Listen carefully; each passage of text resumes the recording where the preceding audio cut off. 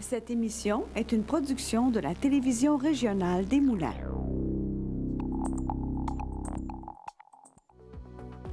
Avec la collaboration de la Chambre de commerce et d'industrie Les Moulins. Le CFP des Moulins, fier partenaire de Fibre E.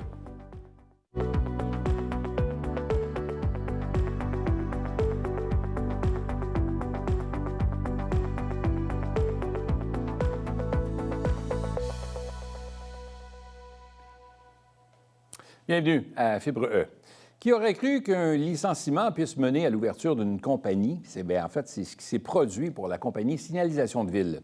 C'est à la suite de la perte d'emploi de Jimmy que le couple a alors décidé de travailler en concert pour ouvrir une entreprise qui leur permettrait de combler un besoin important dans l'industrie de la construction.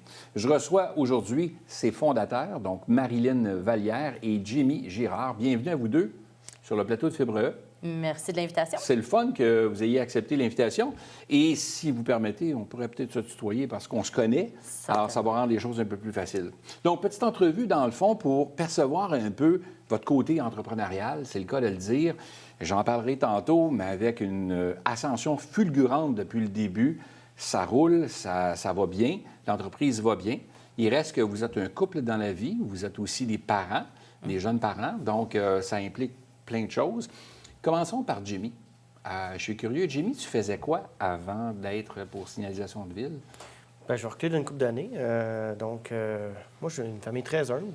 Puis, après le secondaire, il a fallu que je me trouve une avenue. Puis, je suis allé dans les Forces armées comme officier pilote. Puis, il y avait un line-up de 9 ans pour être pilote. Donc, j'ai quitté les Forces armées après 3 ans et demi. 9 ans, c'était un peu long pour faire ce que je voulais dans la vie. Puis là, avec un bac en admin pas complété, je me suis dit, c'est sûr, je me trouve une job les 2 doigts dans le nez. Ouais. Bien, ça s'est pas passé de même.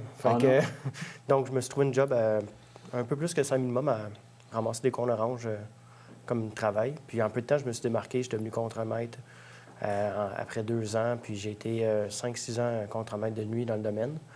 Puis, je crois que j'étais un excellent contremaître d'ailleurs. Et puis, il est arrivé le mois de décembre où est-ce que je me suis fait dire par mon employeur, tu t'en vas sur le chômage cet hiver, puis c'est comme ça. Pourtant, j'avais fait 70 heures semaine, toute l'année. Puis c'est beaucoup, 70 heures. C'est 6 jours fois 12 heures environ, là. Puis j'étais payé 40 heures semaine. Fait que je trouvais qu'il y avait une adéquation dans mon traitement. Puis on a fondé l'entreprise en se disant, si je peux au moins me faire rémunérer les heures que je travaille, ça va être un bon début. C'est ça l'objectif initial. OK. Donc, on a commencé l'entreprise à 2 employés, Marilyn et moi. Puis, dans les premiers mois, Marilyn a même conservé son travail parce qu'il fallait bien que quelqu'un amène un certain revenu. Là. C'est souvent le cas. Hein? Quand on est dans le couple comme ça, on ne veut pas nécessairement mettre tous les revenus dans le même pot. Là. Fait qu'on attend de voir comment ça va se passer. Toi, de ton côté, tu es comptable de profession. Oui, exactement. Donc, au départ, je ne savais pas trop qu'est-ce que je voulais faire dans la vie. Hein. J'ai essayé plein de choses au cégep. J'ai fait plein de decks. J'ai fait aussi plein de choses. Je suis rendue à l'université. Je ne savais pas. Puis, à un moment donné, je suis tombée dans la comptabilité et là, j'ai aimé ça. Mais après ça, quand je suis tombée sur le marché du travail, les grands cabinets, pour moi, ça ne marchait pas. J'ai essayé des grands cabinets, j'ai essayé des institutions bancaires. J'arrivais pas à trouver une satisfaction au travail. J'arrivais de reculons à travailler. Puis c'est pas ça, là, la vie. J'étais si jeune, 25 ans, puis là, tu arrives au travail, puis tu es déjà démotivé de ta journée. Je me suis dit, je peux pas passer ma vie comme ça. Donc, rapidement, je me suis bien rendu compte que je devais... Fait que là, tant qu'à tout le temps changer de place parce que j'étais pas heureuse, bien, quand j'ai rencontré Jimmy, c'est l'histoire de quelques mois après que son licenciement est arrivé, que moi, j'étais tannée de mon emploi. On s'est dit, pourquoi pas? Hein, Fait que vous vous êtes lancé comme ça. Ouais. Toi, tu connaissais le domaine parce que, comme tu dis, tu as été contremaître et tout ça. On parle de Cône Orange, Signalisation de Ville. L'entreprise que vous possédez, c'est ça, dans le fond. Exact. C'est de protéger les chantiers avec des signaleurs et tout ça, puis vous avez vos cônes et tout. Puis là, c'est là que tu es venu combler un besoin de ce côté-là. Comment ça se passe quand tu n'as rien puis tu pars, là? Vous avez parti quoi, dans un garage? Vous avez parti ça dans un petit entrepôt, dans le sous-sol? Vous avez fait quoi? Ça prend de la place, des cônes? Premièrement, j'avais vendu ma maison pour pouvoir financer un peu l'entreprise. Ça donnait un gros capital de 15 000. Puis On est parti, ça. Puis Marilyn, elle a été capable de trouver une subvention de 5 000 puis un prêt de 15 000 avec Futurpreneur à l'époque. OK. Fait que ça c'est le capital initial. Puis j'avais plus de maison, donc plus de garage. On est allé habiter chez ses parents. Ils nous ont fait un loyer de 300 $ par mois, incluant la nourriture au sous-sol chez eux. Ah oui? Fait que c'était un bon deal. Wow. Puis il y avait une ruelle en arrière. Fait qu'on a commencé réellement dans une ruelle à l'arrière de chez ses parents. Puis quelques mois après, ben là, on avait déjà acheté du matériel et tout. Il fallait un local, donc on a loué notre premier local à Saint-Eustache à comme 500 $ par mois. C'est comme ça qu'on a vraiment commencé. Puis depuis ce temps-là, on parle d'une ascension de pas loin de 200 par année. Et là, on n'en parle même plus en pourcentage. Là, on parle de 1 à 2 millions par année que le chiffre d'affaires augmente tout le temps. Vous êtes rendu aujourd'hui dans votre propre endroit. Là, maintenant, vous avez fait un passage à Sainte-Anne-des-Plaines. Oui. Et là, quelques années plus tard, là, vous avez décidé de vous construire. Et là, on parle de plusieurs millions, là, un gros investissement où là, maintenant, vous avez pignon sur rue. Là, vous êtes positionné, votre siège social, en fait, qu'on peut dire, est maintenant à Terrebonne-Ouest. Là. Exactement. C'était un beau projet qu'on chérissait depuis certains moments parce que c'est sûr que la grandeur du terrain qu'on occupait à Sainte-Anne-des-Plaines, c'est toujours un enjeu. Donc, on avait vraiment besoin d'un plus grand espace. Et aussi nos bureaux qu'on occupait. Tu sais, si on avait 3-4 personnes dans le même bureau, là, nos employés ont été vraiment patients de faire ça pendant plusieurs années. Donc, avec la croissance qu'on a eue, on a eu la croissance de main-d'œuvre aussi. Donc, c'est... Là, on parle de combien d'employés aujourd'hui, là? En haut de 250. À peu près 250 employés. Et vous avez parti ça il y a... 10 ans. 10 ans. On fête notre 10e anniversaire cette année. Vous fêtez votre 10e cette année. Oui. 250 employés. Déjà un méga édifice là, de pas loin de 15 millions que vous avez mis sur pied. Oui. C'est phénoménal. Là. Comment vous gérez tout ça, cette progression-là, comme entrepreneur? Surtout quand tu as quitté ton emploi, tu as emprunté, comme tu dis, tu avais un cash down de 15 000 qui t'est resté de ta maison. Tu as eu un prêt de Futurpreneur, plus un autre 5 000. Tu habitais chez les beaux-parents. J'avais des parents qui me disaient ben non, Marilyn, t'es pas pour laisser ta job à l'institution financière, tu as une cage dorée, tu sais. Ouais. Fait que, tu sais, fallait quand même avoir là, le guts de prendre les décisions puis de savoir qu'est-ce qui était mieux pour nous. Mais comment qu'on a géré, comment qu'on gère ça encore au quotidien, mais c'est du day-to-day. Une étape à la fois, une pièce d'échec à la fois, puis chaque défi, tu les affrontes de la même manière, c'est jamais les mêmes. C'est de cette manière-là. Puis il y en a encore aujourd'hui, évidemment. Là, avec toujours. la grosseur, il y en a tous les jours. Comment ça se passe, le fait que vous travaillez ensemble, mais vous restez ensemble, puis vous avez un enfant dans tout ça? Comment ça se passe, tout ça? Comment vous faites pour faire la conciliation de tout ça? C'est pas vraiment un enjeu parce que mutuellement, on va pas s'interposer dans les tâches des autres. On a quand même nos terrains De jeu, là? de jeu qui sont quand même définis. Puis au besoin, on est remplaçable l'un l'autre. Donc, si elle est malade ou si elle a un rendez-vous, je vais prendre les rênes de ses dossiers et vice-versa. Puis on a aussi des gens dans notre équipe que... En fait, on travaille à tous les jours à se rendre dispensable. Ça, c'est ma phrase à moi. Indispensable? Non, dispensable. Ah, dispensable. C'est notre travail à tous les jours. L'inverse, là. Exactement. OK. Exact. Donc, le but, c'est que la business soit forte puis que ça ne repose pas sur nous. Puis de se créer une équipe forte avec nous autres. Donc, si moi, m'arrive quelque chose puis que je suis 4 mois sans travailler, il y aura peu d'impact sur l'entreprise parce que je me suis rendu dispensable. On ne souhaite pas, là. Mais moi, tu sais, le fait de travailler avec son conjoint, moi, c'est aucunement un enjeu. Puis si j'aurais plus d'heures dans une journée, je le prendrais encore avec Jimmy. Tu sais, c'est super facile. On aime ce qu'on fait. On aime ça le faire ensemble. Puis en aucun temps, j'aurais rien changé dans tout ça. Donc, vous vous complétez bien. Ah oui. Ouais.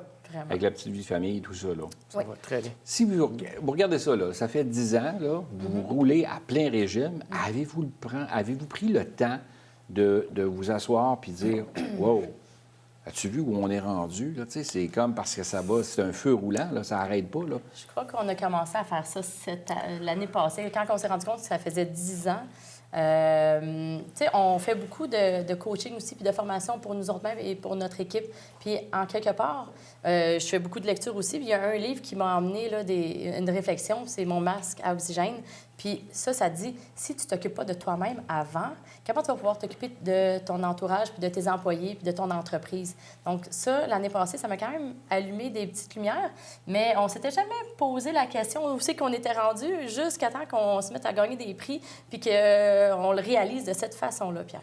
Tu as été nommé, toi, par le Journal des Affaires, entre autres PDG de l'année. Oui. C'est quand même quelque chose. Là. Vous Vraiment. recevez plein de prix. Je vois ça sur les réseaux là, qui passent régulièrement. Là. On est très fiers. Donc, vous êtes ben oui, ben, vous avez raison de l'être aussi. La passion vous habite, c'est clair. Si vous aviez quelque chose à refaire aujourd'hui, avec toute l'expérience que vous avez acquise au cours des 10 dernières années, parce que c'était un feu roulant, là, est-ce qu'il y a des choses que vous feriez différemment? Probablement pas, Pierre. En fait, chaque défi est affronté d'une manière très analytique et froide. Moi, je suis comme ça, là. OK. Puis on a toujours pris les bonnes décisions avec les informations qu'on disposait. C'est sûr qu'il y a des décisions qui sont un peu moins bonnes, d'autres qui sont meilleures. Mais ce qui compte, c'est la moyenne au bâton. Fait que c'est une bonne moyenne au bâton, tu as fait ce que tu avais à faire. Je considère qu'on a fait ce qu'on devait faire et que je refais rien différemment. Les employés qui sont chez vous, il y a un roulement dans tout ça ou il y a de la stabilité, il y a des gens qui demeurent depuis le début? Oui, oui, on a des gens qui sont là depuis le début, puis je crois qu'on a le meilleur taux de roulement dans l'industrie. Justement, ce matin, là, je regardais tout le nombre d'employés qui reviennent avec nous parce que c'est sûr qu'on est saisonnier, mais d'année en année, on s'améliore, puis c'est le fun de voir que nos employés continuent à rester avec nous. C'est ça qu'on veut parce qu'on a essayé de créer l'environnement de travail que nous, on est heureux dedans. Donc, c'est ce qu'on essaie de reproduire à nos employés. Donc, Jimmy, de ton côté, tu dirais quoi aux gens qui nous écoutent, qui disent, ben j'aimerais me lancer, mais je n'ai pas nécessairement la liquidité ou les fonds nécessaires pour investir, pour acheter de l'équipement? Tu es une source d'inspiration parce que vous l'êtes tous les deux. Avec peu, vous avez réalisé ce que vous avez réalisé aujourd'hui, là. Mais qu'est-ce que vous diriez à ces gens-là? C'est pas la liquidité qui est le premier obstacle. Beaucoup de gens vont penser que c'est ça, mais au Québec, il y a de la liquidité, il y en a beaucoup. Il y a des subventions, il y a des prêts, il y a beaucoup de façons d'aller en chercher. C'est pas là que ça se joue. C'est dans la détermination des gens. Puis si tu as un réservoir de détermination qui est rempli et infini, tu vas avoir tout ce que tu as besoin. Puis je pourrais rajouter aussi que tous les bénéfices que tu fais dans l'entreprise les premières années, réinvestis toutes. C'est mon conseil. Ah oui? Tout. Ce qui veut dire que tu te prends un salaire qui est raisonnable, là, Oui. puis les premières années, puis on réinvestit les profits de façon à dynamiser l'entreprise davantage. Oui, exactement. C'est un peu ça que tu dis, là. Tout l'argent qu'on faisait, on la réinvestissait pour acheter nos équipements. Fait que on n'a fait aucune dépense folle les premières années, ni non plus. C'est tout le temps un calcul super important pour nous. Puis même les premières années, là, c'est pas... je pense que ça a pris combien de temps avant de se verser un salaire? Bien, la première année, j'avais pas de salaire. Puis la première année, Marilyn avait encore son emploi Pour 3 mois. dans l'institution financière. Puis elle avait 3 semaines de vacances. Pendant ces 3 semaines de vacances-là, on a utilisé la main-d'œuvre la moins chère qui existait, qui était Marilyn à gratuit pendant ses vacances. Elle a fait plus que 100 heures semaine pendant ces 3 semaines-là. Fait que c'est de mettre tes efforts quand il faut. C'est impressionnant de vous écouter. Vous avez une passion qui vous habite, puis vous l'avez encore après 10 ans. Bravo à vous deux. Bravo à vous deux et longue vie à votre entreprise et à vous deux comme entrepreneurs. Merci de votre visite aujourd'hui. Merci, Merci le temps qu'on avait. Merci.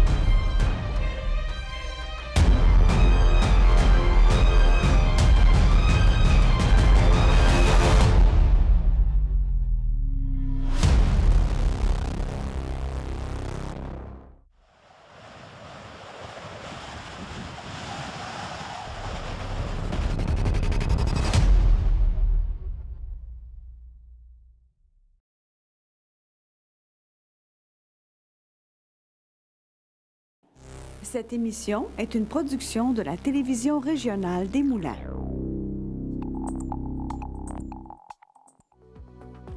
Avec la collaboration de la Chambre de commerce et d'industrie Les Moulins. Le CFP des Moulins, fier partenaire de Fibre E.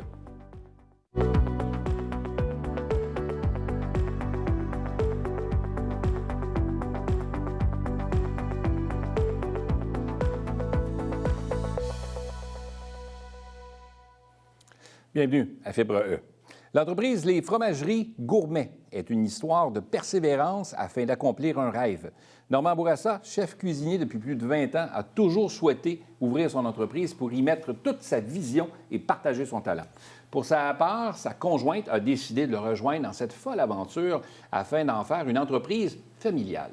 Isabelle, Normand, bienvenue à Fibre E. Merci. Merci. C'est vraiment un réel plaisir de vous recevoir. Je sais que vous n'êtes pas des adeptes là, d'aller en studio faire la télé, fait qu'on va essayer de rendre ça le plus fun possible. Là. Puis, en fait, ce qu'on veut savoir, c'est en apprendre un peu plus sur vous autres en tant qu'entrepreneur, parce que toi, tu étais dans le monde de l'éducation. Exactement. Donc, tu étais dans un monde totalement différent.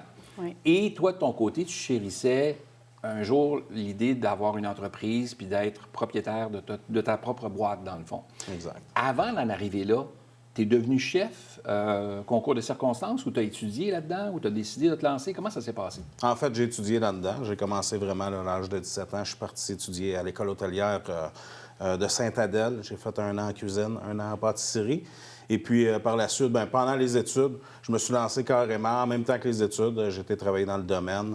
Je faisais déjà du traiteur. J'ai eu des beaux contrats.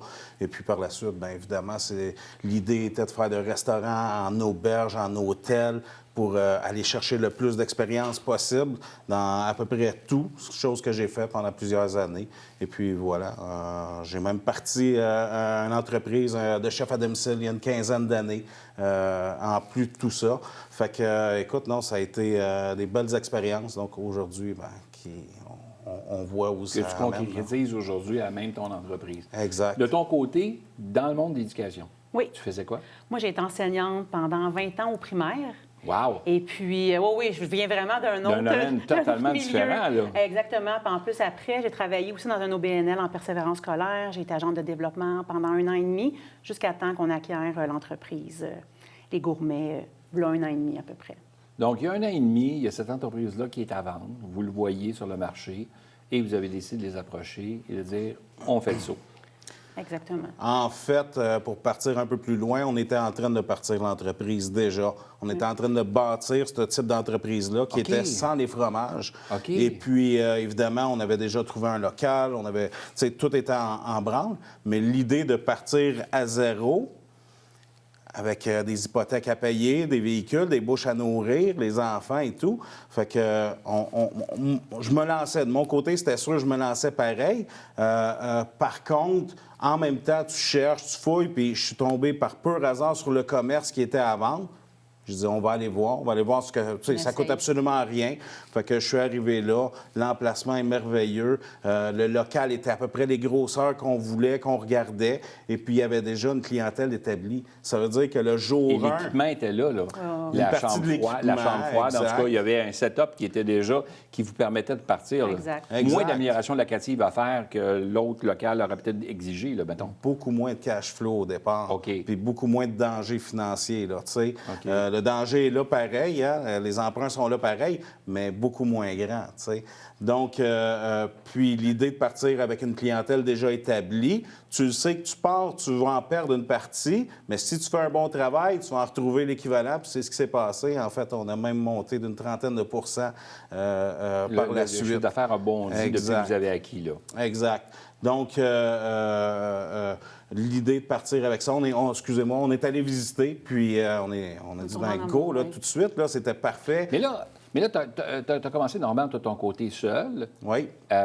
pour partir tout ça. Et là, toi, tu étais toujours enseignante. Là, tu étais toujours agent de développement. là. Exactement. Parce que là, au départ, on s'était dit, bien, il nous faut un salaire. Tu sais, on ne peut pas se ramasser les deux avec zéro. Ouais. Fait que comme pour une espèce de sécurité, on s'est dit, bien, moi, je vais commencer, je vais garder le travail, mon emploi. Puis on verra après, quand ça sera le temps, on va le sentir, tu sais, l'espèce de point de friction, Ouais. où là, c'est le temps d'y aller. Puis là, finalement, ça s'est présenté un peu plus rapidement que ce qu'on pensait, mais c'était tant mieux. Puis, c'est ça, je me suis joint quelques mois, environ un 5-6 mois à peu près, après qu'on ait acquis l'entreprise. J'ai décidé de faire le grand saut puis de me lancer. Là, vous êtes deux. Vous êtes un couple dans la vie, évidemment. Vous avez des enfants. Je pose souvent la question aux gens que je reçois qui sont deux comme ça. Comment vous faites pour faire la conciliation travail-famille? Parce que les soucis du travail, inévitablement, souvent, on va emmener ça à la maison, puis on va en discuter. Est-ce que vous réussissez à faire la coupure? Ou... Pour l'instant, c'est difficile encore parce que, tu sais, c'est nouveau. Hein? Fait que c'est comme, je donne toujours l'exemple, c'est comme avoir un enfant. Tu sais, ton premier enfant, t'en parles tout le temps, sans arrêt, ça occupe tes jours, tes nuits, tu ne penses qu'à ça. Mais là, l'entreprise, c'est la même chose. Fait que c'est difficile un peu encore parce que c'est frais, ça fait pas longtemps. Donc, c'est difficile encore de faire un peu la coupure. Tu sais, quand on part du travail, qu'on se retrouve à la maison, on va en jaser, on continue parce qu'on est passionné puis on aime ça aussi. Donc, on en parle... On a encore un peu de difficulté à faire cette coupure-là, mais c'est juste positif, là. On y arrive, mais c'est ça. Quand on n'a pas cette formation-là, tu sais, il y a des gens qui nous écoutent qui disent « Ah, elle a fait le saut, tu sais, elle n'est pas dans le monde de la cuisine, elle n'a pas étudié dans un institut d'hôtellerie, contrairement à Normand qui, lui, a cette passion-là qui l'habite, ça fait partie de son métier, ça fait partie de son ADN. Tu sais, les gens, des fois, ont l'impression que c'est le syndrome de l'imposteur là, qui se lance, puis que... Tu dirais quoi à ces gens-là qui... Mais il faut oser, il faut foncer, il faut essayer. Tu sais, moi, j'avais le goût d'apprendre, j'avais envie de faire ça. Puis, tu sais, je ne m'occupe pas de la cuisine tant que ça. Là. Fait que moi, je viens aider, là, je viens patcher les trous, là, comme on dit. Là. Ouais. Je viens aider un peu en cuisine, mais je vais de l'autre côté. Parce que quand je suis rentrée dans l'entreprise, à la base, on le savait. C'était pas, je ne ferais pas de la gestion de la cuisine, mais je m'occuperais de l'autre volet, tout ce qui est de la gestion, la paperasse, la comptabilité. Exactement, tout ce qui est au niveau de l'administration. Non, je n'ai pas de connaissances là-dedans, mais être bien entouré, savoir s'entourer des bonnes personnes, mais ça aide aussi. Puis j'apprends, fait que je dis aux gens, il faut foncer, il ne faut pas avoir peur. Si moi, je suis capable, les autres aussi sont capables de le faire puis de l'apprendre. On fait des erreurs, on se réajuste, puis c'est ça, on demande conseil quand on n'est pas certain. Quand on a une entreprise comme la vôtre, là, ça fait quoi, 1 an et demi à peu près que vous l'avez, déjà 1 an et demi. Est-ce qu'il y a des choses que tu referais différemment aujourd'hui? Par rapport avec ce que vous savez aujourd'hui, est-ce qu'il y a des moves que vous auriez fait différemment? Bien, c'est sûr qu'il y a des choses qu'on ferait différemment, mais c'est des pacodilles, c'est des petites... Tu sais, c'est des affaires qui sont même pas dignes de mention, dans le sens où est-ce que les plus grosses décisions qui ont été prises, selon nous, les meilleures, ou du moins les meilleures en fonction des connaissances qu'on avait ou qu'on a, tu sais. Fait qu'il n'y a pas de regret qui a été fait. Il peut y avoir, oui, des petits regrets, mais c'est même pas digne de mention, là, tu sais. Non, mais tu sais, moi, des fois, je dirais, on est peut-être allé un peu vite. On a peut-être pris des décisions sans savoir. Mais est-ce que c'est une erreur? Non. C'est pas une erreur parce que, comme Normand dit, on l'a fait au mieux de notre connaissance, de ce qu'on pensait. C'est pas des erreurs, c'est plus des apprentissages, dans le fond. T'sais. Mais là, vous avez emmené, c'est le cas de le dire, vos saveurs, hein? C'est le cas de le dire. Votre passion, c'est transposé en nourriture. On le voit, on le sent, on le goûte. J'ai eu l'occasion d'y aller à plusieurs reprises. Puis j'invite les gens à aller visiter, évidemment, sans faire une publicité gratuite, mais c'est vraiment bien. Tu as emmené ta couleur, toi, comme chef, aussi au niveau des aliments, puis aussi au niveau de la diversité aussi des produits que vous emmenez. Ça l'a créé aussi Comment les clients ont réagi dans tout ça? Parce que des fois, les gens sont habitués. Hein? Tu les sors de leur zone de confort, sont habitués d'avoir toujours les mêmes personnes derrière le comptoir, puis là, tu as des nouveaux propriétaires qui arrivent et tout ça. Aviez-vous cette crainte-là que ces gens-là, à un moment donné, diraient, bien, écoute, moi, je ne retourne plus ou je les perds complètement? Tu le disais en entrée de jeu, là, que tu savais que tu en perdrais un peu, mais finalement... Bien, on en a perdu, puis on l'a vu, là, tu sais. Puis je pense qu'il faut être prêt à ça, parce que c'est pas tout le monde qui a du tact. Il y a du monde qui dit des choses, des fois, qui n'ont pas vraiment de logique. Mais il faut pas le prendre personnel, il faut juste le comprendre, là, tu sais. Donc, on l'a vécu, puis... mais on se revire, on continue à travailler fort. Je pense que le truc qu'on a pris, puis qui n'était pas mauvais, c'est qu'on n'a pas tout changé du jour au lendemain. On a gardé la même équipe. On y a été progressivement. Hein, on a changé les décors à l'intérieur à notre image tranquillement. On a changé les recettes tranquillement. Il y en a même qu'on a gardé là, jusqu'à tout récemment. Donc, mais là, les gens commencent à essayer, oser, goûtent d'autres choses. C'est bon, j'aime ça. Hey, vas-tu en refaire? Puis, fait que là, tranquillement, pas vite, ça se parle. Puis ça s'est fait pas mal tout seul. Là, fait que non, on n'a pas... Oui, puis on le fait graduellement aussi. Oui. Tu sais, c'est pas arrivé du jour au lendemain parce que si c'était une entreprise, ça faisait 27 ans que ça existait, elle avait sa clientèle.